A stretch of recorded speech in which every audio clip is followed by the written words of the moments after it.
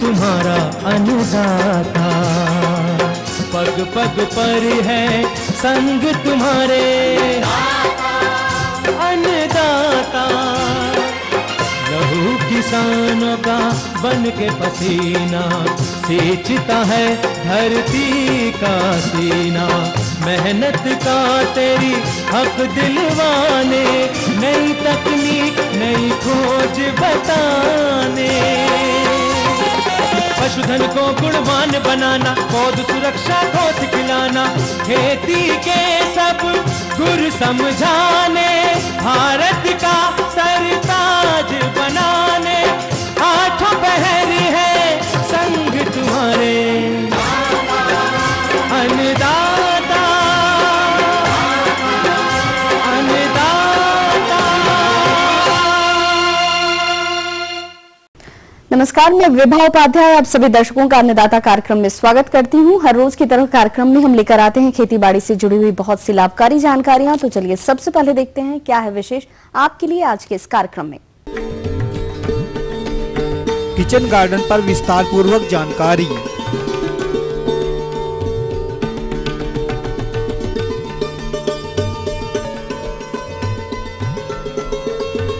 भिंडी की फसल में इस समय किए जाने वाले समसामयिक प्रबंधन।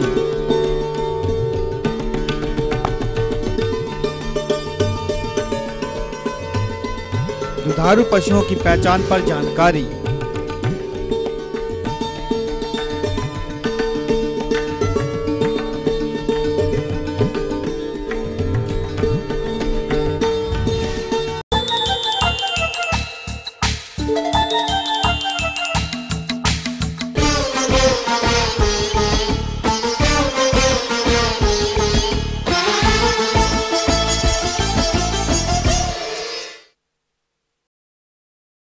टेरेस गार्डन एक छत पर सजावटी तरीके से हरे भरे उद्यान की योजना बनाना जो शहरी इलाकों में काफी लाभकारी है, क्योंकि शहरों में घनी आबादी एवं मकानों के कारण बढ़ते तापमान, प्रदूषित वातावरण, ताजे एवं स्वस्थ फल सब्जियों के अभाव के कारण शहरी लोगों को काफी दिक्कतों का सामना करना पड़ता है।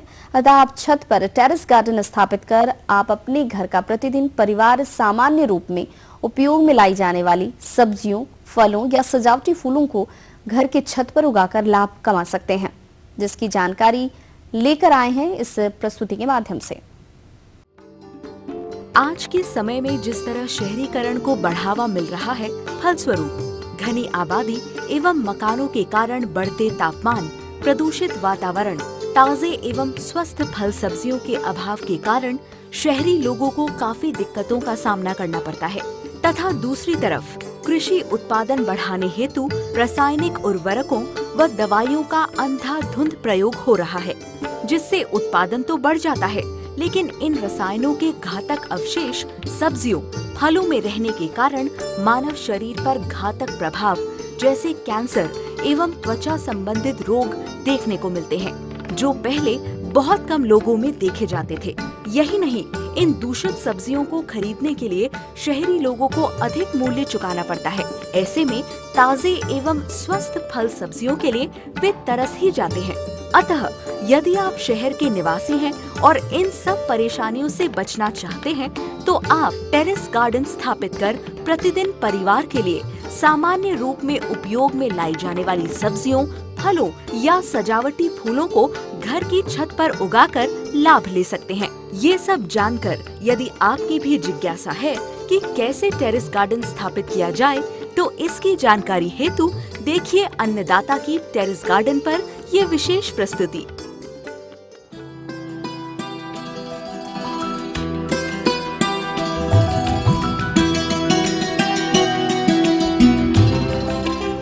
टेरेस गार्डन एक छत पर सजावटी तरीके से हरे भरे उद्यान की योजना बनाना, जो कि वहां के वातावरण पर अच्छा प्रभाव डालने के साथ साथ जिस उद्देश्य हेतु टेरेस गार्डन स्थापित किया गया है उसकी पूर्ति करे। यह तकनीक शहरी क्षेत्रों में काफी लाभकारी है, क्योंकि शहरों में घनी आबादी एवं मकानों के कारण बढ़ता तापमान, प्रदूषित वातावरण, ताजे एवं स्वस्थ फल सब्जियों के अभाव के कारण शहरी लोगों को काफी दिक्कतों का सामना करना पड़ता है। अतः आप छत पर टेरेस गार्डन स्थापित कर अपने घर का तापमान नियंत्रित कर वर्षा जल का उपयोग एवं बचत के साथ साथ दिन प्रतिदिन परिवार के लिए सामान्य रूप में उपयोग में लाई जाने वाली सब्जियों, फलों, सजावटी फूलों को घर की छत पर उगाकर लाभ ले सकते हैं।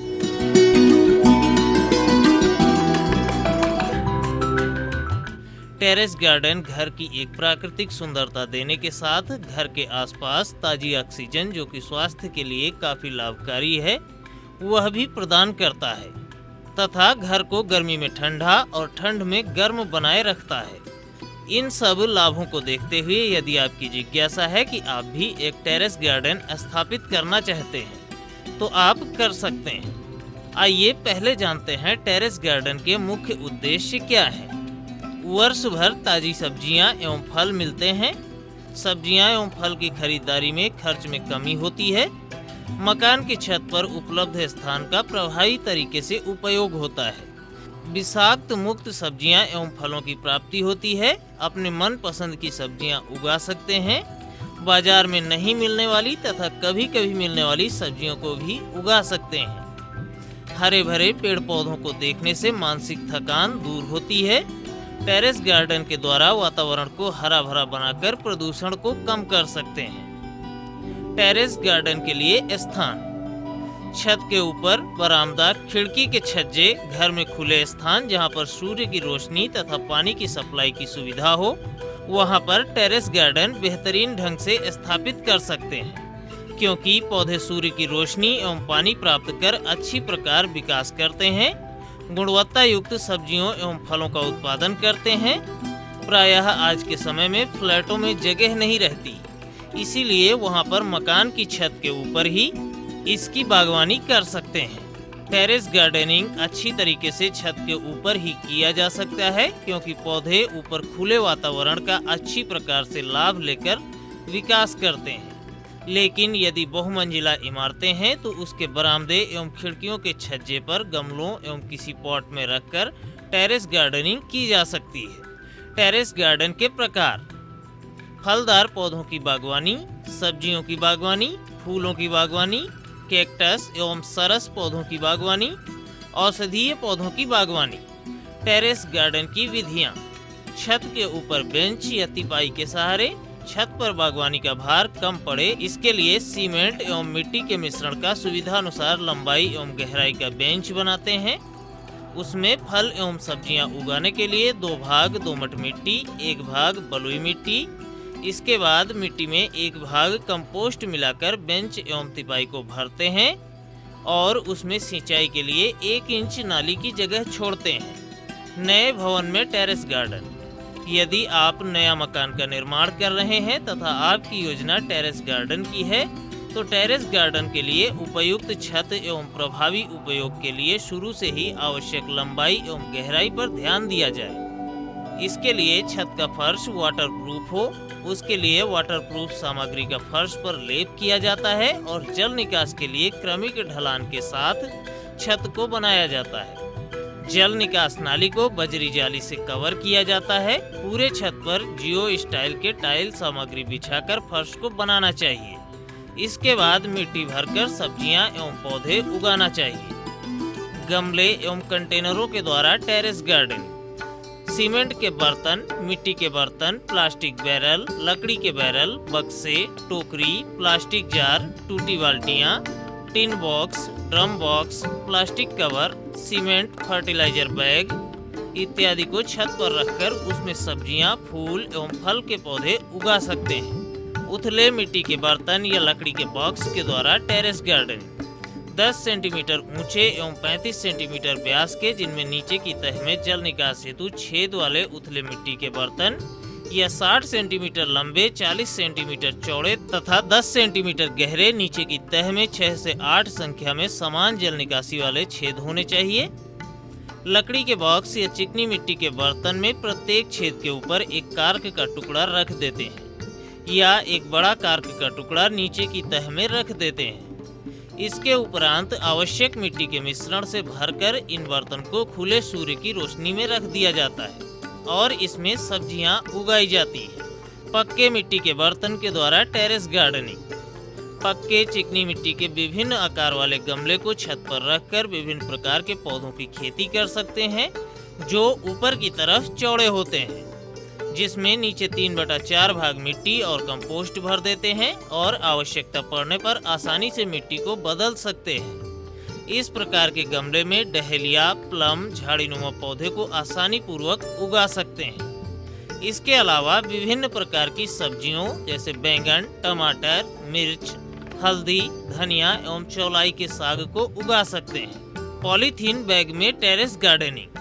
छोटे पारदर्शी पॉलीथीन बैग में जिसमें नीचे की तरफ जल निकास हेतु छिद्र करके 3/4 भाग मिट्टी और कंपोस्ट भरकर चमेली, दुरंता, क्रोटन पौधे कटिंग के अलावा पपीता, गोभी, टमाटर, मिर्च इत्यादि के पौधों की नर्सरी उगा सकते हैं। प्लास्टिक बर्तन, फाइबर पाट और स्टोरोफोम कप में टेरेस गार्डनिंग।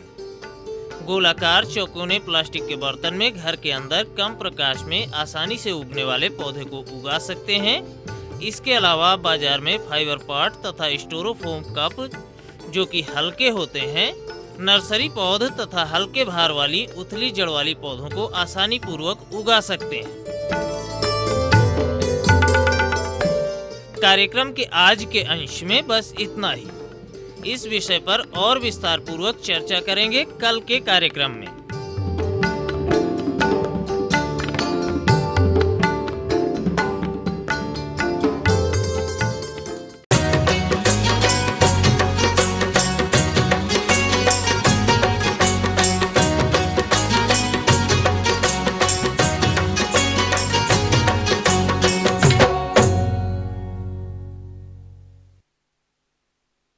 हमारे प्रदेश में जायद भिंडी की फसल जिन किसानों ने लगाई हुई है वो बढ़वार की विभिन्न अवस्थाओं पर होगी। इसके अधिक पैदावार मिले इस हेतु समसामयिक कार्यों जैसे कि खरपतवार नियंत्रण, सिंचाई, उर्वरक प्रबंधन के साथ साथ कीट व रोगों से बचाव इत्यादि। अगर किसान इसमें किसी भी प्रकार की लापरवाही करें तो कम उपज की प्राप्ति होगी।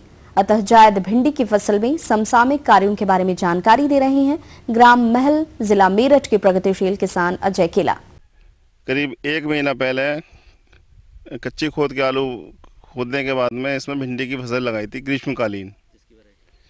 इसकी वैरायटी हाइब्रिड में राशि कंपनी की 2020 है ये, और ये 1 महीने की फसल हो चुकी है। करीब 15 दिन बाद इसमें भिंडी चालू हो जाएगी। इसकी लाइन से लाइन जो है दूरी रखते हैं हम 26 इंच रखते हैं और पेड़ से पेड़ 9 इंच रखते हैं। और अगेती भिंडी लगाने का फ़ायदा ये है कि इसमें हमें अच्छे शुरू में रेट मिल जाते हैं। पहली करीब इसमें 20 दिन की फसल होने पे पहली नराई उड़ाई होती है। दूसरी बात, घास में मच्छर या एफिड जैसे भी हो जाते हैं तो जिससे उसका भी अटैक कम हो। और एक दवा इसमें हो चुकी है मच्छर के लिए, अब दूसरी दवा इसमें सुंडी के लिए और मच्छर के लिए होगी। उसके बाद तीसरी जब भिंडी चालू होने की स्थिति पा जाती है तो एक तब करते हैं, फिर उसके बाद नराई गुड़ाई की ज़रूरत नहीं पड़ती क्योंकि भिंडी का पेड़ आपस में मिल जाते हैं। इसमें मिट्टी चढ़ाने की जरूरत नहीं है पड़ती। इसमें पहले ही हमने ट्रैक्टर से इसमें हमने गोल निकाल रखी हैं, नालियों पे लगा रखी है, जिससे पानी भी भरेगा तो पानी से भी खतरा नहीं है। अब इसमें जब ये चलने पे आ जाएगी 45 दिन पे, इसमें थोड़ी मात्रा में इसमें DAP डलती है 50 किलो पर एकड़ के हिसाब से, और हर महीने इसमें फिर कम मात्रा में यूरिया की ज़रूरत पड़ती है 25 से 30 किलो पर एकड़ की। विशेष रूप से सावधानी ये रखनी है कि इसमें मच्छर, मकड़ी और ये सुंडी का ज़्यादा अटैक होता है तो इसकी हमें सावधानी रखनी है। मच्छर के लिए इसमें इमिडाक्लोरोपिड या एकतारा या एसिडाफेट वगैरह का इस्तेमाल करते हैं, और सुंडी के लिए फेम, कोराजिन का इस्तेमाल करते हैं। सुंडी इसमें पहले तो भिंडी को ख़त्म करती है, इसके बाद में इसकी जो पेड़ के अंदर भी घुस जाती है तो सब पूरा पेड़ ख़त्म हो जाता है। फिर पहले तो फल में आती है, बाद में पेड़ में जाती है, पेड़ पर चली जाती है तो पेड़ ख़त्म हो जाता है। मच्छर इसका रस चूस लेता है, जिससे पेड़ में फूल नहीं आते, पेड़ पीला पड़ जाता है, वायरस फैल जाता है। इसलिए समय समय पर मच्छर की दवा, सुंडी की और मकड़ी की दवा हमें विशेष रूप से इसमें करनी पड़ती है। सिंचाई इसमें पहले तो बोते समय होती है, फिर उसके बाद में 15 जब निलाई उड़ाई करते हैं तो उसके बाद होती है। फिर इसमें 15 दिन के लिए 10-15 दिन के लिए सिंचाई रोकनी पड़ती है। जब दिखने लगता है फूल इसमें चलने लगा है तब एक सिंचाई फिर होती है। फिर उसके बाद में हर 10वें दिन 7वें दिन जैसी गर्मी के हिसाब से इसमें पानी देना पड़ेगा। जल निकास की व्यवस्था पूर्ण रखनी चाहिए, पानी कभी नहीं भरना चाहिए। इस तरीके से खेत तैयार करें जिससे जब ज़्यादा पानी हो वो बाहर निकल जाए। ये जैसे अब फसल है ये 15 दिन बाद चालू हो जाएगी, 45 दिन की इस अवस्था में आके, और ये बरसात होने तक हमारी ये पैदावार देगी। जुलाई के महीने तक पूर्ण रूप से पैदावार देगी। इसके बाद इसमें फिर धान लगा दिया जाएगा जो बरसात की फसल है। इन्हीं सब बातों का ध्यान रखते हुए किसान भाइयों से आशा करते हैं कि वो भी ये तकनीक अपनाएंगे और अच्छा उत्पादन और अच्छा मुनाफा कमाएंगे। तो ये थी कुछ उपयोगी जानकारियां। अब लेते हैं एक छोटा सा ब्रेक, जल्द लौटेंगे और कार्यक्रम में आगे हैं महत्वपूर्ण जानकारियां। बने रहिए हमारे साथ।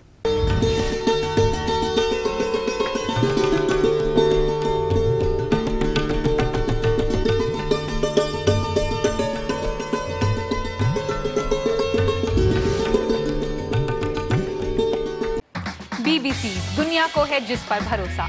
ग्लोबल इंडिया जोड़े आपको पूरी दुनिया से आपकी अपनी भाषा में। ETV के दर्शकों के लिए BBC के मंजे हुए रिपोर्टर ग्लोब के हर सिरे से लाएंगे जिंदगी का सच। स्क्रीन पर उभरेगी बनते बदलते भारत की पूरी तस्वीर। संसार भर के सारे समाचार मैं नेहा भटनागर लेकर आऊंगी। BBC ग्लोबल इंडिया, महसूस करें खबरों की धड़कन।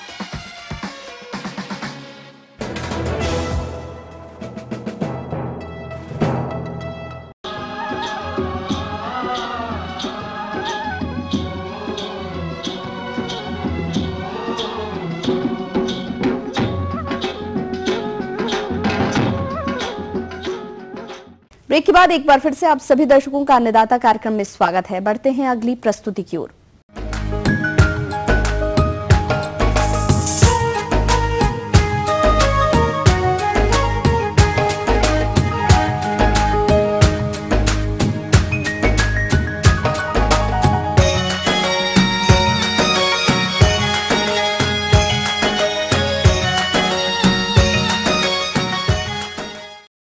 आंवला के उद्यान अपने प्रदेश में सभी जगह देखने को मिलते हैं। अभी इसके फल वृक्षों पर पुष्प आ रहे होंगे और ये अवस्था आने वाले समय में उत्पादन के हिसाब से महत्वपूर्ण है। तो अभी वर्तमान समय में आंवला उद्यान में कौन कौन से कार्यों को करना है, इस बारे में विस्तार से जानकारी दे रहे हैं एक विषय विशेषज्ञ डॉक्टर NK सिंह। किसान भाइयों, जैसा कि अभी अपना ग्रीष्म ऋतु की शुरुआत हो चुकी है और जिन किसान भाइयों ने आंवले के बाग लगाए हुए हैं उन किसान भाइयों को इस समय जैसा कि है कि आंवले में छोटे छोटे भ्रूण निकल के और विकसित हो चुके हैं छोटे, तो ऐसे में अपने पेड़ों की सुरक्षा करना बहुत ही आवश्यक है, क्योंकि जैसा आप जानते हैं किसान भाइयों की तमाम तरह के कीट और बीमारियों में आंवले को नुकसान होता है। किसान भाइयों, इसके अलावा जो मुख्य बातें इनको ध्यान देने योग्य है जो आंवले के बाग हैं कि अपने खेत की साफ़ सफाई रहना बहुत ही अत्यंत आवश्यक है, क्योंकि जब तक खेत साफ़ नहीं रहता है तमाम तरह के कीड़े बीमारियां इसमें पनपते रहते हैं। मेड़ों को साफ़ रखें, खेत को साफ़ रखें और समय समय पर निदाई गुड़ाई भी करना अत्यंत आवश्यक है। और जहाँ तक गर्मी के दिनों में अपन सिंचाई की जो भी करते हैं उसको बनाए रखने के लिए, नमी को बनाए रखने के लिए पलवार हो गई आपकी, मल्चिंग जिसको बोलते हैं, पलवार, सूखी पत्ती, घास का पैरा, गन्ने का पैरा, इन सब से अपन जो है इसको चारों तरफ थाले बना के और अगर बिछाते हैं तो इससे नमी बनी रहेगी और अपने आंवले के झाड़ स्वस्थ रहेंगे। किसान भाइयों, साथ ही साथ बरसात से पूर्व अपने जो भी पेड़ हैं उनमें मिट्टी चढ़ाने का कार्य अवश्य करें। किसान भाइयों, जहाँ तक कीटों की बात है, आंवले में जो सबसे ज़्यादा कीटों से नुकसान होता है उसमें माहू हो गया, जैसिड हो गया, और इनके द्वारा जो क्षति होती है तो जो छोटे छोटे फल लगते हैं उनको भी कीट और पत्तियों पे रस चूसते हैं तो उससे उनको नुकसान होता है, फल गिरने लगते हैं जो छोटे छोटे फल लगे रहते हैं आंवले की झाड़ पे। तो इसके नियंत्रण के लिए पहले तो अपन जैविक विधि पे ध्यान दें, तो उसके लिए अपन जो नीम की निम्बोली होती है तो इसको अगर आप जैसे गर्मी के समय में इसको एकत्रित कर लें और 40 ग्राम प्रति लीटर पानी की दर से इनको पीस के और इसमें एक पूरी रात 8 से 9 घंटे तक इसको भिगो के रखते हैं पानी में। उसके बाद कपड़े से इसको छानते हैं ताकि इसका अर्क जो है उसमें निकल जाए। और इस प्रकार से 4% का नीमगिरी का अर्क जो होता है उसका अपन छिड़काव करते हैं, तो इससे अपने जो भी कीट हैं, ये माहू है और जैसिड्स हैं, इनकी अपनी रोकथाम कर सकते हैं। अगर नहीं हो पाती है तो अपन जो कीटनाशक जो दवाएं बाजार में उपलब्ध है उसमें डाइमेथोएट जो दवा है या मेटासिस्टाक्स दवा है, इनका छिड़काव करते हैं। 15 लीटर पानी में 2 ml की दर से घोल बना के छिड़काव करना चाहिए। किसान भाइयों, दूसरे जो कीट होते हैं वो छाल भक्षी कीट होते हैं। जब आप अपने बागान में जाएंगे, बागों में, तो देखेंगे कि उसमें कहीं कहीं जाले बने रहते हैं और कहीं कहीं जो है पौधे में जो तने में सुरंग बनाती हैं ये छाल भक्षी कीट। तो इनको अपन ध्यानपूर्वक देख लें, जहाँ जहाँ छेद बनते हैं वहाँ वहाँ अपन क्या करते हैं, जो स्पोक होती है, जो तीली होती है, उससे अपन छेद में उसमें अंदर डाल के और उसको कीड़ों को मारते हैं।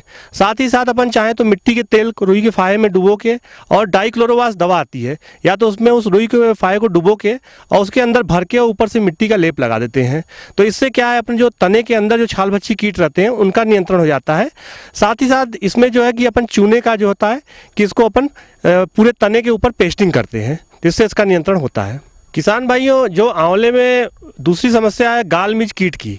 ये क्या होते हैं कि तनों में आप देखेंगे कि छोटी छोटी गांठें बनाते हैं और वो गांठ का आकार धीरे धीरे बढ़ता जाता है, और उसी में जो कीट होते हैं इनके अंडे जो है पनपते रहते हैं, फिर उसमें से वयस्क निकलते हैं और उनके द्वारा भारी क्षति की जाती है इसमें।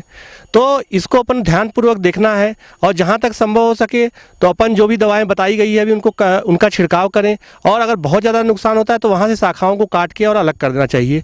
और उसके बाद आवश्यकता अनुसार जो भी दवाएं हैं अपनी, क्लोरोपाइरिफास है और डाइमेथ्यूएट है, कॉन्फिडोर दवा आती है, इमिडाक्लोप्रिड, इनका छिड़काव करना चाहिए।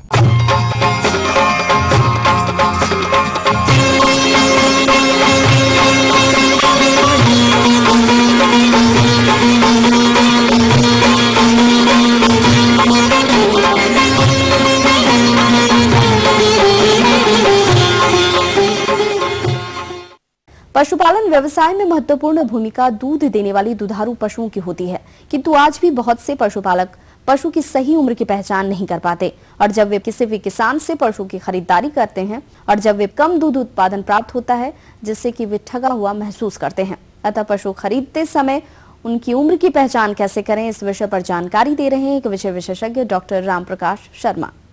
आदरणीय किसान बंधु, हमारे देश में गायों की जरूरत के आधार पर प्रकृति ने कई नस्लें दी हैं। अब विषय ये आता है कि बुंदेलखंड में अपने लिए श्रेष्ठ ब्रीड, श्रेष्ठ नस्ल कौन सी है, क्योंकि दूध की भी ज़रूरत है हमें और हमें बछड़ों की भी ज़रूरत है। हमारे यहाँ गर्मी बहुत रहती है, सर्दियों में सर्दी भी बहुत रहती है, तो ऐसी गर्मी और सर्दी को सहन करने की जिस नस्ल में क्षमता अच्छी हो, दूध भी अच्छा देती हो, अगर उस नस्ल के ऊपर अगर हम बातचीत करते हैं तो एक चयन करने में समस्या जाती है। हमारे देश में वर्तमान में भी 24 नस्ल बची हुई हैं। उसमें हम लोगों ने अपने दीनदयाल शोध संस्थान में जो अनुकूलन परीक्षण किए हैं उस नस्लों में से साहिवाल नस्ल हमारे यहाँ सबसे अच्छी पाई गई है। ये नस्ल गर्मी सर्दी बरसात की जो स्ट्रेस वाली कंडीशन है उसमें भी अच्छा अपने को परफॉर्म करने की, अच्छे दूध देने की क्षमता इस नस्ल में है। अपने केंद्र पर 2200 लीटर प्रति ब्यांत के हिसाब से दूध हम लोगों को मिल जाता है। ऐसी नस्लें भी हमारे यहाँ हैं। वैसे तो अपने देश में 4500 लीटर प्रति लैक्टेशन, यानी 4500 लीटर एक 300 दिन के ब्यांत में गायों ने दूध दिया है। ऐसी नस्लें भी हमारे यहाँ हैं। औसत परिस्थितियों में 1800 लीटर दूध गाय देती हैं किसानों के यहाँ भी। तो हमें इन परिस्थितियों में, यानी बुंदेलखंड की जो परिस्थितियां हैं उनमें साहिवाल गाय का पालन करना चाहिए। और साहिवाल गाय की दृष्टि से अगर हम लोग पहचान की दृष्टि से बात करते हैं तो इसका रंग लाल होता है, शरीर मार्शल है, सींग छोटे, माथा चौड़ा है, पूरा शरीर सिमेट्रिकल है। इसका जैसे हम देख रहे हैं ऐन विकसित है, चारों थन अलग अलग स्थिति में इसके बने हुए हैं, जिसको हम दुग्ध शिरा बोलते हैं, जो हमारे ऐन के आगे से बढ़ी हुई लगी हुई है, ये अत्यंत विकसित हैं। इसका अर्थ है कि इसमें दूध देने की अच्छी गुणवत्ता है। त्वचा है वो भी पतली होगी। ऐसी गाय का हम लोग चयन करेंगे तो हम निश्चित रूप से अच्छी गाय का चयन कर, अच्छा जो जिसको दूध की गुणवत्ता भी अच्छी है, दूध की उत्पादकता भी अच्छी है, तो ऐसे पशु का चयन करके हम लोग अच्छा लाभ कमा सकते हैं। अब दूसरा विषय ये आता है कि साहिवाल गाय या दूसरा भी पशु जो जिसकी हमको बाजार से कहीं से खरीदना है तो खरीदते समय किन किन बातों का ध्यान रखना चाहिए। जो अपना अनुभव पिछले 22-24 वर्षों का इस केंद्र का है, तो मैं किसान भाइयों को 2-3 प्रमुख बातों की तरफ ध्यान आकर्षित करना चाहूँगा। बाजार में गायों के साथ में या पशुओं, जो ऐसे पशु जिनको दूध के लिए हम लोग खरीदना चाहते हैं, तो कम से कम 4 बार का दूध हम लोग अपने आंखों के सामने दुहाई करा के देखें। क्योंकि एक बार के दूध के आंकलन से हम लोग ये अंदाज लगाना ठीक नहीं मानते।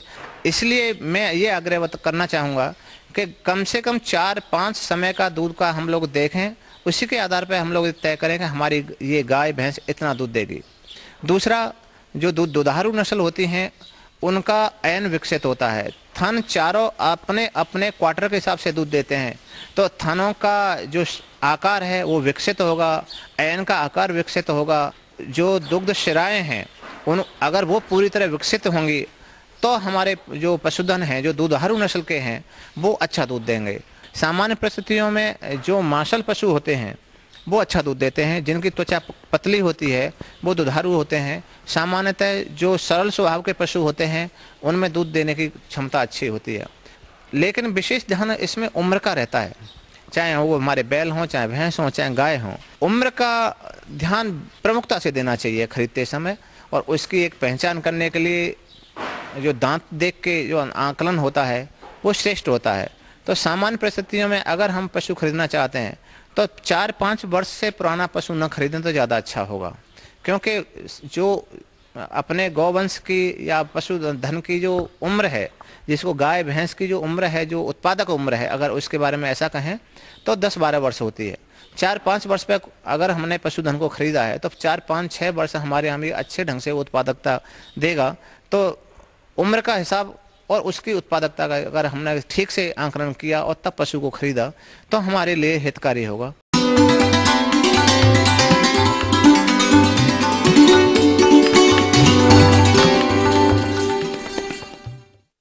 अन्नदाता हेल्पलाइन निःशुल्क फोन संपर्क सेवा के माध्यम से आपके द्वारा पूछे गए प्रश्नों में से एक या दो महत्वपूर्ण प्रश्नों को हम अपने कार्यक्रम में शामिल करते हैं, और इसके तहत आज का चयनित प्रश्न और उसका जवाब इस प्रकार है।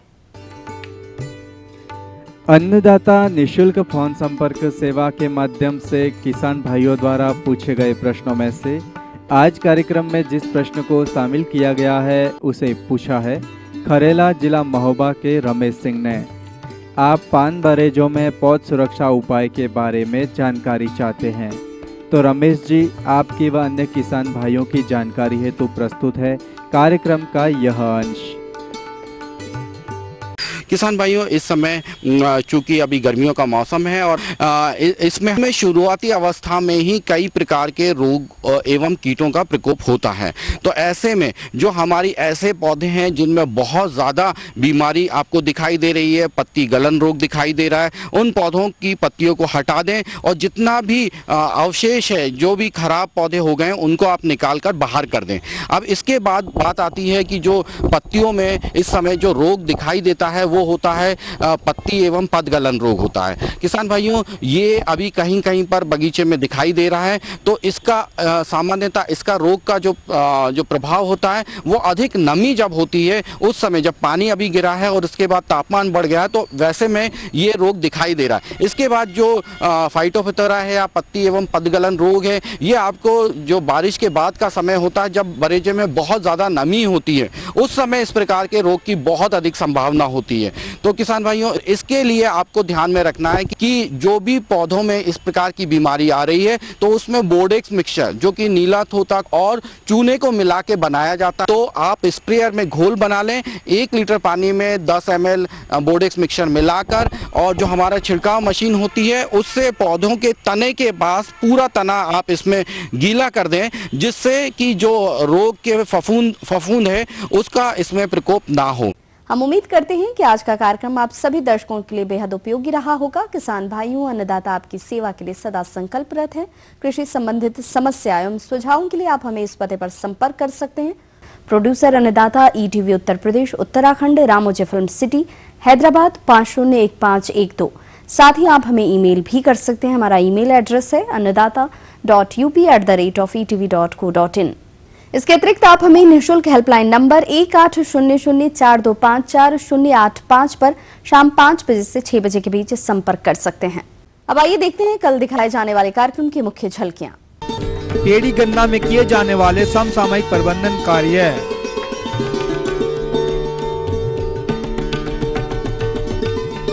फिलहाल अन्नदाता की पूरी टीम को इजाजत दीजिए। कल फिर इसी समय आपसे मुलाकात होगी कृषि संबंधित कुछ और रोचक जानकारियों के साथ। नमस्कार।